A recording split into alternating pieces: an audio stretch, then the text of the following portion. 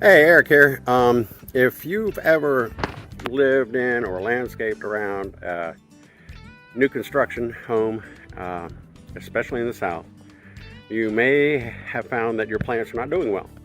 And part of the reason for this is, I will show you here. You can see the builder's clay. This is about 12 to 18 inches deep of that orange clay. That's what they pour the foundation of the house on. It's great for building a house on. Terrible for plants. So I've got to punch through a lot of this when I actually install the plant material in these beds, because otherwise the plants will either be too wet or too dry. That is an impervious barrier. Alright, so here you can see I've used a post hole digger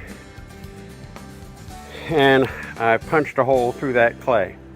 Now it's probably pretty hard to see on this video. It's hard to see how deep I went. But you can see the color of the clay. That's what they put in for the foundation of the house. Over here, you can see there's that clay. But as I dug, you see I started getting down to the original soil, which is still clay, but at least it'll percolate a little bit better. So as this fills up, it'll allow that storm water to run down into that hole. Now, to keep the sides from collapsing and filling back up with clay, I'll be filling it with garden soil. That should hold the clay back and still allow water to percolate down through there.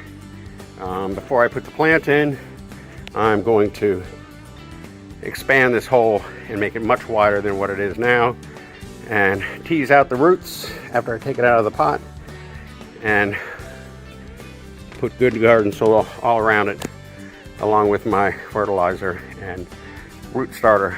So there you have it, folks. That might be why your plants are not doing well in new construction. You can see there's only about 3, maybe 4 inches of river sand on top of this clay.